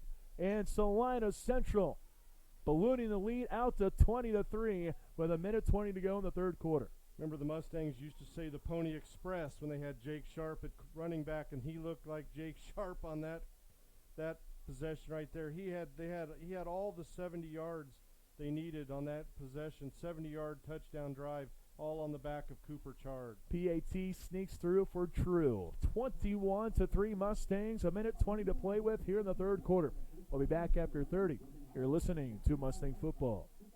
At Mocha's, they get it. They understand your morning cup of coffee is more than just coffee. Mocha's knows that your favorite coffee drink is the only way to make your day flow. Fresh coffee, lattes, sandwiches, and more. Mocha's with 2 Salina locations, 916 East Crawford and 2424 South 9th, next to Freddy's. Your dream is out there. Protect it with American Family Insurance. Contact New Schaefer and Associates Incorporated today and dream fearlessly, because Darren New Schaefer and American Family Insurance have you protected. The New Schaefer and Associates Incorporated agency is located at 1528 East Iron Avenue in Salina. American Family Insurance. Cooper Chard's career high this season. 4 touchdowns, 18 carries for 162 yards against the Newton Railers. Here tonight, Cooper Chard with 2 touchdowns and a big one to extend the lead out to 21-3 with 1:20 to go here in the third quarter. Cooper Chard on that last drive, the future tailback Barry, and you can tell he's getting space with the big fellows up front. He has, and he's well over 120 already. He had 55 yards the first half. He's well over 70 in this quarter. True with a squib kick, still bobbled. Brown picks it up at the 14. Doesn't have a chance to get some space. And as soon as I say that, he somehow finds a crease and just followed a guy between the near numbers and the near hashes. Good return to the 39. I thought he had no chance at a return because there was nothing there, but Hayden Brown showing his toughness. Big play for Hayes, but the Indians need more than that, trailing 21-3, 1:10 to go here in the third quarter. How about this Central defense? Gave up field position on the punt. The last possession, they stiffened up and held Hayes to no points. Trips left and a receiver right for Dylan Dreiling, the 6-foot sophomore. Hasn't had a chance to run or really throw here tonight. Good runner with 447 yards coming into tonight's game. Hayden Brown off the left guard, looking for the corner. Instead, cuts up the middle and gets roped down just past the 45 at the 47. Gain of 8 as Salina Central's Kay Lopez was there for the hit. It's been the Hayden Brown Cooper Chard show tonight. Brown now over 130 yards. Cooper Chard almost to 130. And really similar running. Yes. Similar play by the offensive lines, too. And similar turnovers as well and miscues. 3 by both squads. Bunch of penalty flags here in the third quarter. Dylan Dreiling, chest high snap, pulls back the throw. Going left side, flag comes out. It's a hole. That's Dreiling. Runs into a Mustang. That's Kate Lopez hanging on for the hip, but this is a very clear hold. Jimmy Rowe, the 6'2" senior, tugged at Talus Price. Started 3 games at right tackle last year, playing center here tonight.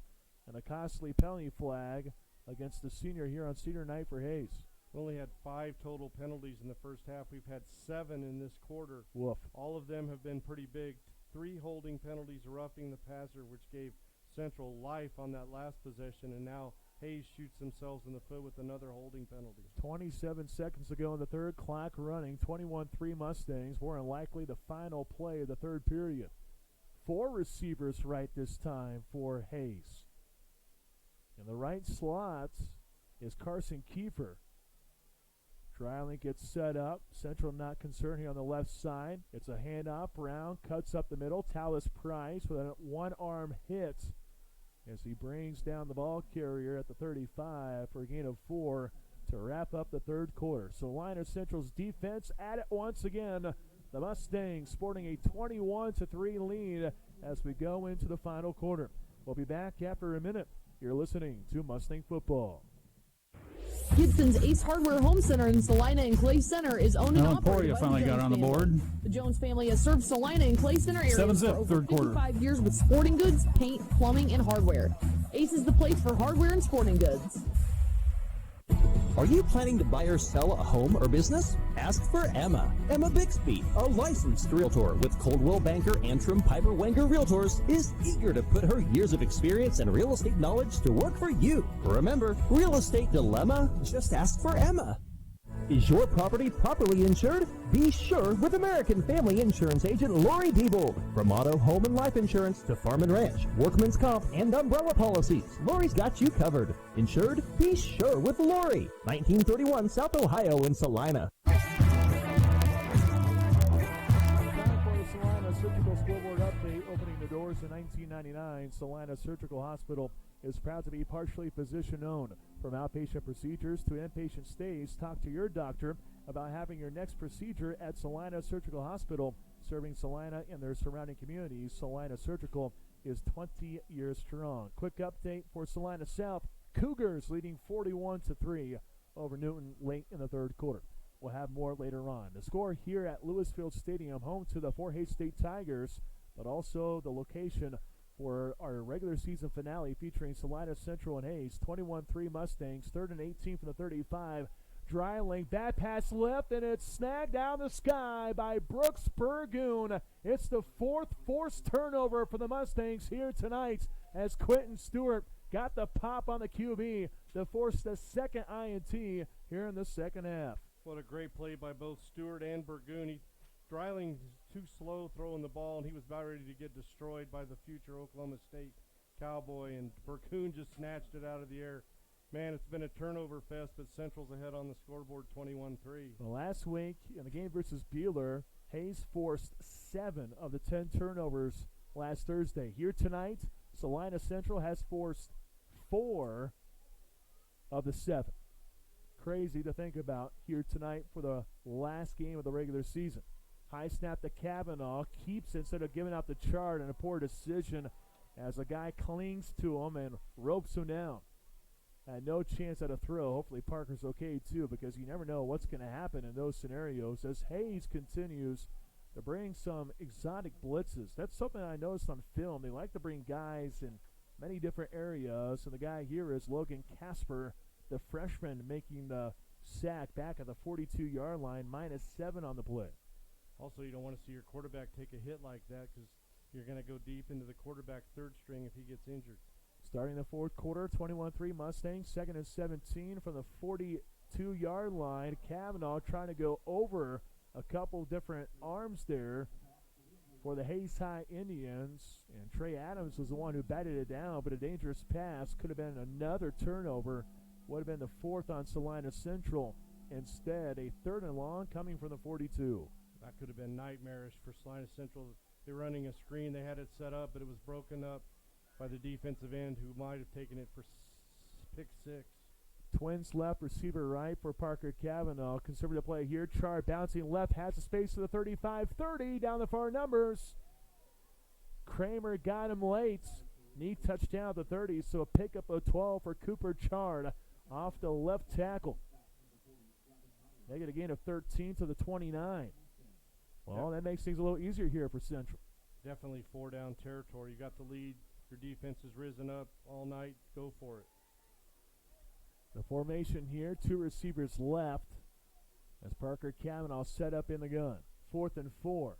Hard count. Couple Hayes guys creep up to the line showing blitz, but good balance by Gavin Myers, the sophomore, who pulls back. Salina Central could wait for the timeout, and guess what? Coach Mark Sambo does it again. He had it how many times in the first half? Twice. Then in the third quarter, he had it a third time. Coach Mark Sambo loves that type of stop. Go with a hard count, then waste the timeout. Second one used here for the Mustangs here in half number 2 as they lead 21-3 with 10:20 to go in the final period. If Salina Central gets the win, the Mustangs get their second consecutive winning season for the first time since 2010-2011. The Mustangs would improve to 5-3, have a home game next Friday. Question becomes, does Salina Central jump Emporia? Because Emporia is on the board versus Junction City. I don't know the score. I know Michael St. John's paying attention to it. 7-0 in the fourth. 7-0 Spartans in the fourth quarter, which is a little bit of a shocker because Junction City has been dynamite this season. So give credit to the Emporia High Spartans if they can hang on for the win. But even if they win, so they get 7, the cap is 13. Salina Central technically would have the tiebreaker with more points, the differential total. Talked about pregame, they're going to pour it on if they have the chance because points mean everything here at the end of the season. 4th and 4 from the 31-yard line, make it the 29. Handout chart up the middle, has the first down as he explodes to the 20-yard line. Knee touches at the 19. It's a rip of 10 yards on a 4th and 4. Another big conversion on a 4th down here tonight. He's almost to his career high. He's almost approaching 160 yards, and he has been outstanding tonight in the backfield for Salina Central. Mostly in the tackles between the hashes, going over his left and right tackle. And you gotta love the big fellows up front. Kobe Saunders, Houston Griffiths, Jake Eisenhower, Evan Bishop, and Matthew Glenn. They have been great here tonight on the road. They're going to bleed the clock here. Take 20-some seconds off every play. Probably a good idea. 2 receivers left, 1 right here for Parker Cavanaugh. Hard count, way high of a snap as he has to just pull it in and put it in the belly of Chard. No chance at a run there as Hazelhorse, the number 1 tackles for last guy in the WAC, explodes behind the line of scrimmage for a loss of 3 or so. It's one of those negative plays on first down. It was just too high a snap, and Parker Cavanaugh used all of his 6-foot frame to go up and get it. 9:15 left here in the fourth, 21-3 Mustangs. 2nd and 13 for the 22 of the Indians. Another high snap. Char left side, but he gets swallowed up by Devontae Robinson at the 19. The 3 yards that were lost, gained back there by Chard. 3rd and 10 coming from the 19-yard line. Pigskin inside the next thick wireless red zone. Both teams haven't been very good on third down. Central 2 for 7 tonight. Hayes 1 for 7. That's been a big down for both teams, and Central could sure use a big one right here. Let's see what Coach Mark Sambo dials up. Play clock down to 12. Inching closer to 10. Play call coming in late. 2 receivers right, 1 left, down to 5. Cavanaugh needs a snap, and Coach Mark Sambo sees the play clock going down to none, so he calls for his 3rd and final timeout here in the game. 21-3 Mustangs, 8:27 to go here in the 4th period. I like the slant route right now because last 2 times Central's had 3rd down and long, Hayes has sent the house. That means they're going to send 6 or 7 toward Cavanaugh. That means the middle is going to be wide open because they're running a 2-deep zone. Right now, that middle is going to be open. I go to Quentin Stewart over the middle. At least get it down to 4th and manageable if you don't make it. Well, Parker Cavanaugh did find Quentin Stewart on a huge 4th down conversion, although the next play was a fumble recovery by Hayes in the 2nd quarter. But still was a great conversion by Parker Cavanaugh, his best throw of the season. Logan Heigl's been targeted a few times. Quentin obviously has, but Logan Losey and Easy Jackson have been quiet tonight. Maybe it's a time to go with a deep post route with one of those two guys. Absolutely. I would really, really like to see that because Hayes has got to sell out. They've got to force a fourth down or a field goal attempt from Salina Central because the clock's against them and they're down 18. So after the third and final timeout for the Mustangs, a 3rd and 10 for the 19 of Hayes. Pigskin left hash, 2 receivers left, 1 right for Parker Kavanaugh. Heigl in motion, little tap to him on the jet sweep, looking for space, moves forward, and he pushes the ball down to the 14-yard line or so. Hayes had great coverage. Tucker Veach, the junior safety who had 10 tackles and 2 picks last week in the win over Buehler, he gets the hit after a gain of 4. Well, it makes it a little bit more manageable. 4th and 6, doable. With 2 receivers left, Quinn Stewart diagonal of the left tackle, and Cooper Chard off the left tip of Parker Kavanaugh. Went with a hard count. Hayes show blitz, pulled back as we're under 8 minutes left. 21-3, Mustangs leading in the 4th. Coach Mark Sambo looking for a timeout. I don't think he has any left. I don't think he has a timeout left. I don't know what the call is. He's talking to the official. Yeah, I don't either. I don't think he has a timeout left, so we do have a delay of game as the ball moves back to the 19. I don't know what Coach Sambo is arguing. Maybe he was told by the far official that he had one more left? Yep. I don't know. Nonetheless, that's a costly penalty because now 4th and 6 becomes a 4th and 11. 2 receivers out left, 2 to the right. Logan Losey's the one here on the near sideline. Play clock down to 5. Kavanaugh gets set for a second, make it a 4th and long. Kavanaugh retreats, pressure coming off the side. He lobs it up to the end zone, and it's snagged out of the sky for a second by Kramer, but the ball is free. Central picks it up. I thought he came down and then lost the ball, and it was free, picked up by Central. What's the call? Central indicating that it's a TD. Could this be a blunder against Hayes that results in a fumble recovery for a touchdown for the Mustangs? Kramer got the ball, pulled it in, and it looked like he had control, and then he let go of the football. That's a fumble. That's a touchdown because Central jumped on it. To be reviewed if it was college or pro. Yeah, well, we don't have that benefit. No. We'll say we have our live stream up here with the students. They've been dynamite. They've had to deal with me all along. So now here comes the Whitecap. He's going over to Coach Mark Sambo to discuss this. But to me, it was a lob to the end zone. It was picked up by Kramer, and then he lost the ball in the back of the end zone. Whitecap needs to sort this out. Waiting for the official word. Are they just going to say replay the down? This is nuts. I'm trying to figure this out here. Whitecap now going to Tony Crow. And they move the ball back to the 19, and it looks like it's going to be a replay of down. What the So heck? we got a little replay. It's lob. Kramer comes down with it, and he does fumble. He put his 2 feet down, tried to take a step, and then the ball got free. Wow. That should be a Central touchdown. I wonder if they're calling an inadvertent whistle, like they blew it dead and it wasn't. Now Mustangs are sprinting over the Coach Mark Sambo. We're waiting for the official word. But to me, it should be a touchdown for Salina Central. Great shot by our crew up here. But now Hayes is coming out with the offense. So they're just going to rule it as a turnover on downs, an incomplete pass. Oh, that's absolutely awful. I don't like that call one bit because if you look at the film, Yep. to me, Kramer comes down with the ball, lands at 2 feet, tried to take a step, and then the ball came out of his hands. Clear as day from up here. It should be a fumble recovery for a Mustang touchdown, but it does not appear that is going to be the call by this officiating crew. It's going to go as another turnover in the red zone for Central. That's really harmed them from being about 30 or 40 points ahead tonight. This is nuts. They're taking like 20 minutes to figure out an easy call. He intercepted it. He took 3 steps. He dropped the ball. Nobody touched him. Can't call it a touchback because he started running. Right. We want a replay. Show him the replay, young man. Hey, show him the replay. We are at an MIAA school, Yes. Fort Hays State University. They do have a video board, but they're not using it for a replay, and they have it all night long. So I'm not like I'm going to rag on the Tigers here. No. But now we just got to make a decision here. And Coach Mark Sambo is making the argument, and then to me it should be a fumble recovery for a touchdown.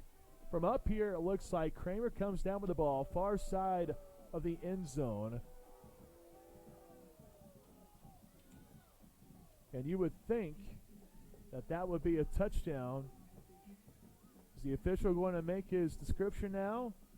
Okay, so he just says turnover on downs. Oh, boy. So after a long delay, we're ready now. And now they have to make sure the ball is placed at the right spot, left hash. You get that right, but all right, let's play football, shall we? 7:27 left here in the game, 21-3 Mustangs. Even if Hayes scores here, although Salina Central doesn't want that to happen because then the point differential will be 11. Dropping back to throw is Dryling. Lets it fly down the middle. Wow. Hayden Brown got popped by Craig True in the back at the 48, and Brown couldn't come up with a rock. Hayes High fans wanting a penalty flag, but True timed that out beautifully for a huge stick in the secondary. If you ever want to see how to play a slant deep post route and come away from your safety, he absolutely would have caught that. The True buried him deep, and it's an incomplete pass. 4 receivers outright here for Hayes following the turnover on downs. Yeah, the Hayes fans still pleading for a penalty flag. Option play right, Dryling, late pitch. Brown gets clipped at the 20. There is a flag deep in the secondary, though. Craig True gets another hit, but the question becomes, what's the penalty at the 33? Hold against Hayes, and man, the Indians are livid. This time it's the big 6'4" left guard, the senior, Luke Fletcher. One of 4 returning starters from last year's offensive unit. Maybe we want to turn off our microphone outside in the fans right now because it's getting a little heated. The language is getting a little rough here. Well, I tell you, when you take that long to make a decision, it kind of just gets everyone antsy, regardless if your team is getting the benefit of the doubt or not. So after the penalty flag, 2nd and long from the 12-yard line of the Indians, who trail 21-3, just under 7 minutes to go in the 4th quarter. Tony Crow looks frustrated in his 2nd season, head coach of the Andover Trojans for a little while. Play clock has yet to go. Do we have an injury? I think we have a coach that's really upset. Well, but you're delaying the game. So what are we delaying for? I really don't know the delay. I'm looking at the scoreboard, looking at the play clock. Quinn Stewart came out of the game for a sec. I don't know if maybe it was an equipment issue. Well, now we're going. This has been a strange end, let me tell you. 2nd and 17 from the 12. 3 receivers left. Dryling looking right, pump fakes. Flag comes out, reception by Reuter at the 20. And the lengthy receiver brings the ball up to the 30-yard line for a gain of 18, but another holding penalty against Luke Fletcher. And the Hayes High fans continue to be a little testy. That's their 5th holding penalty tonight. I thought it was going to be a roughing the passer because he threw it right at the feet of the quarterback, but there was a blocker there, and the reason why they didn't hit the quarterback is because he got held. Now if you're Salina Central, send the house because Hayes has it on their own 2. Make it a 3 officially for a 2nd and forever. Dryling pinned back in the south end zone that reads Tigers in gold. 3 receivers left and 1 right for Dryling. Claps his hands, ball goes back to his chest, pulls back, slings it left side, and it's picked off! That's Dakota Hogan who stumbles by a defender at the 10, inside the 5, and he breaks the end zone for a Mustang touchdown. The 5th forced turnover goes for 6 on the pick 6 by the junior Dakota Hogan, and the Mustangs all but seal this one here on the road. Got to give a shout out to his parents, Steve and Dana. I know them both very well. How about your son making a big play on 4th down on the last possession in the end zone? He broke up a potential touchdown pass deep in Hayes' territory. He has a pick six off a tip pass, returns it for a touchdown. Great play by Dakota. He's had a great game this quarter. Craig True for the point after try at the 10-yard line. Good snap, good hold. Kick is through. 28-3 Mustangs. 6:24 left in the ball game. Take a 30-second pause. You're listening to Mustang football. Hi, I'm Dr. Robert Murphy from Eye Care Associates of Salina. If you're ready to see what you've been missing, we'd love to welcome you to the Eye Care Associates family. To schedule an appointment, go to eyecaresalina.com. I'll take the ID out of this. Appointment. That's eyecaresalina.com. Go Mustangs! Give us a call at Hometown Outdoor Power in Salina, Minneapolis, and McPherson to get your mowers. Sign up for our winter service program. Don't forget to ask about the early sign-up promotion when you call. Your home for the Salina Central Mustangs. Sports Radio 1150 KSAL, Salina, a Rockingham media station. Salina Central 28, Hayes 3, 6:24 remaining in the game. A week ago, plus today, Hayes forced 7 turnovers en route to a 17-7 win over Buehler. Tonight, it's Salina Central forcing 5 turnovers. 3 turnovers have gone for points, the latest a pick 6 from Dakota Hogan. Talis Price almost had number 4. He had almost had a pick 6 on the one interception earlier in this half, but this defense has risen up. This secondary has pounded the Hayes receivers. Craig True, end-over-end kick, angles far side, returned at the 8 by Hayden Brown, up to the 15-20, down the far numbers, bounces out to the outside to the 25-30, and gets chased down at the 35-yard line. Salina Central about to clinch its second consecutive winning season for the first time since 2010-2011.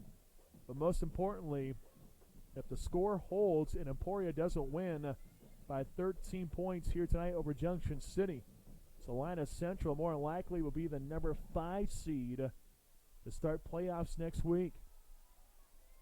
That would be huge for Salina Central in a wide open 5A West. 1st and 10 for the 35 of the Indians. 3 receivers left. Dylan Dreiling keeps, although he was looking to pass for a second. Tried to wiggle up the middle, and Cade Lopez banged right into him for the tackle. Dreiling comes up slowly, and I hope he stays healthy here because that kid has a promising future. We were told that his fastball reached mid-80s when he was an 8th grader. And here he is throwing some more heat for the Hayes High Indians at quarterback, but on the diamond, the guy is trying to go to Tennessee to play collegiate baseball, committed before he was a freshman. Dreiling with 3 receivers left, drops back the throw, extends the play by rolling to the right side, and he chucks it out of play. Blanketing the attendant receiver, 2 different guys for Salina Central. Adam Price was the one who was going toe for toe with Hayden Brown, brings up 3rd and long. That's only their 3rd official play of this quarter because of all the penalties on the last plays. The last 2 of his 3 passes have been interceptions by the Mustangs.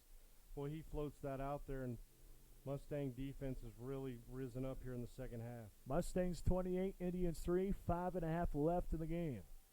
Trips left, receiver right for Dreiling, puts it in the belly of Hayden Brown, who goes up the middle, and he's stood up by a slew of Mustangs. Getting the hit for Salina Central, Kason Graham, the 5'10", a sophomore with a pushback. Gain of 1 on the play, brings up 4th down. Does Coach Tony Crow go for it? He calls for a timeout, so I think he'll think about it for a little bit more. Might as well extend our game a little bit longer because here in the 4th quarter is, I tell you what, it's been a long one. And we have a long trip back east to Salina after this one. But the nice thing is we'll be happy because Salina Central's defense has been dynamite. Jackson Cavanaugh had a shoulder injury toward the later part of the 1st quarter. Goes down, Parker steps in and had some nice plays. Cooper Chard in the offensive line, though, on the opposite side. The stars for Salina Central.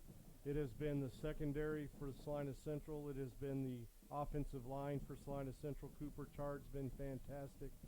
I tell you what, this defense is kind of bent but no break. Gave up a lot of yards in the first 3 quarters. They didn't give up a touchdown. They pinned them deep with penalties here in the fourth quarter. They intercepted for a pick 6.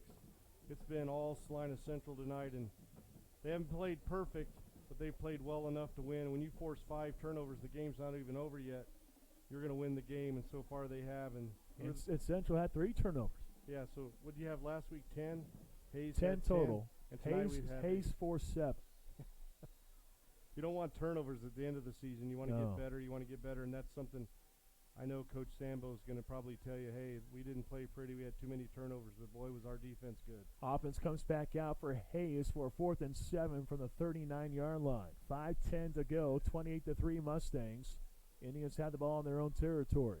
Trips left, receiver right, 3 down lineman, 4 coming though. Dreiling decide to roll out left side. Here comes pressure from behind. It gets rid of it.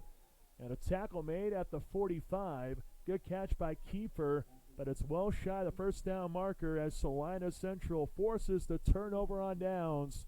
And Salina Central looking to close out this one with some ground and pound. I tell you what, if you're a receiver and you catch the ball, you're going to look around to see who's going to lay some licking on you, because Central, that time Cade Lopez absolutely stuffed him when he caught it along the sideline. That was great coverage by Salina Central. They give up a short pass completion. He makes the stop. Turnover on downs. Again, that secondary was spot on. 5:03 remaining. Mustangs take over at the Indian 44, leading 28-3. And shotgun, Kavanaugh, Chard finding space left, but then Trey Adams explodes to the ball carrier, wraps him up for only a gain of 1. Cooper Chard's career high, 162 yards and 4 touchdowns in that win over Newton. Has a pair of TDs here tonight. I imagine he's inching closer to $170. He's been fantastic. He's carried over 25 times now, and he's been the workhorse. He's had to with Jackson Kavanaugh's injury in the first quarter. Pair of receivers left, 1 right for Parker Kavanaugh. Chard looking for the ball. No, Kavanaugh looking to throw, steps up, and decides to eat this play. Gets sacked at the 45. Coming up, Gavin Myers with a sack, his second one this season. Loss of 1 on the play. Actually make that a loss of 2 on the play to bring up a 3rd and long. That was a smart play by Parker. They ran trips to the left. They ran 2 seam routes and a post route. He didn't throw it into coverage, force an interception. Under 4 to go, 28-3 Mustangs. 3rd and 11 from the 45 of Hayes. Deep drop for Parker Kavanaugh. And he gets thrown to the ground again by Gavin Myers. We do have a flag, though, at the 49-yard line. Face mask, according to the official on the far side. Crowd might erupt if they call a face mask on this pass. We may not make it out. Something about coming out west, because Salina, South, and Dodge City, we had, 18 holding penalties, it felt like? Absolutely. In the first half, it felt like 18. And now this time we have a personal foul. Grabbing the face mask, and you can hear one fan who's not too happy with it. But keep in mind, the face mask doesn't guarantee an automatic first down. You just get free 15 yards. That's the difference here in the high school level. So Salina Central not getting a first down. Instead, it's 3rd and short from the Indian 37-yard line. Clock rolling, 3:40 left. Mustangs leading 28-3. Coach Mark Sambo has no timeouts left. Play clock down to 8. And now the Mustangs rush to the line. Down to 4, down to 3. Kavanaugh takes the snap, looking left side. Little hook route. Heigl slips by defender after making the catch at the 30-yard line. And he brings the ball to the 25 for a gain of 12. Nicely done by Logan. That was a great throw by Parker. Great catch by Logan. Quinn Stewart went out here in the flat. He was wide open. If you want to come back and score again, that play's there. 2 receivers left, 1 right. Parker Kavanaugh. It's Cooper Chard chugging up the middle. Runs into Trey Adams, who pulls him down. And a 1 if Cooper's lucky. Name of the game right now is just to bleed out the clock. We're under 3 left. 28-3 Mustangs with the lead. And it's been all because of that defense. Although the offensive line of Cooper Chart have been great, that defense, when you force 5 turnovers, you allow your offense to score on 2 of them in the first half, and you get a pick 6, you're doing something right. How about Hayes in the fourth quarter, -9 total yards? That's pretty good. Parker Cavanaugh, blitz coming after the drop back. He heaves it up. It's a wobbly ball, and a flag comes out for a pass interference. If you thought the crowd was not happy before, they're not happy now, as Logan Heigl was trying to leap up outside the far numbers right at the goal line, and a Hayes High Indian runs into him. That's Tucker Veach, who ran right into his back. We'll take it. We'll take the interference because that would have been a touchdown. Heigl didn't get to come back to the ball. He got interfered with in the end zone. Too bad it's not the pros. It'd be on the 1 yard line, but we'll take the first down by pass interference penalty. Crowd is a little antsy. Take off my Salina Central shirt on the way out. Yeah, here. I think you and I might have to might do have that. Might have to hide our allegiance here. Here's Cooper Chart breaking left side off the left tackle, and 4 different Indians tag team him. Only gain of 2 for Cooper, but most importantly, clock inching closer to the 2-minute mark here in the fourth quarter. Mustangs leading 28-3. One thing that's going to be nice, Salina Central is going to have a second winning season in a row. Yeah. That is outstanding for Coach Sambo and this team. Says a lot. It says a lot for these young guys. Stuck with it and made 2 great seasons happen. 3 receivers left. Cooper Chard going that way on the Jets. And, boy, he gets pushed down at the 6-yard line or so. Pick up a 4 for Cooper. Just adding some more yardage there. Does he have his career high yet? Do we know that? He definitely has his. Okay, good. I'm not going to test your math on the fly because we all know that can be a failure. So it will be a failure. The other failure I'll have is picking the player of the game tonight. Yeah, Because good luck. I could pick 12. Can I pick 12 guys? Because there's been at least 12. So instead of 6, a gain of 4 as the ball gets moved back to the 8-yard line. They say 3rd and 8 on the scoreboard, but it's 3rd and 5 from the 8-yard line. Heigl swooping in motion near side, gets a little tap ahead of him, gets the seam to the 5, and he gets stood up at the 3 by Gavin Myers. Heigl looking for his second touchdown. Parker Cavanaugh wanting his second TD as well, but he appears to be a yard shy of the first down marker. He needed 5, he got 4. For Coach Sambo, do you dare try to go for it here? You already have the game. Oh, true, but the cap is 13, so keep that in mind. You can't do much better than that. Well, Coach Sambo has the offense out, 4th and 1 from the 3. Parker Cavanaugh has the ball. It's Chart up the middle, breaking forward. He has the touchdown. Salina Central breaking 30 here on the road. 34-3 over the Indians with 32 seconds to go. Cooper Chard, his 3rd touchdown run. He has been great tonight. He's well over 170 yards. How many touchdowns does he have? 3. That's pretty good. I'll take that any night. 3 out of their 5 touchdowns. He's been tremendous. He's been the workhorse. I don't know how many carries he has, but he's got a lot. Well, we'll find out. We'll get that math in the postgame show. High snap of Parker Cavanaugh reels it in, and the PAT is perfect for Cray True.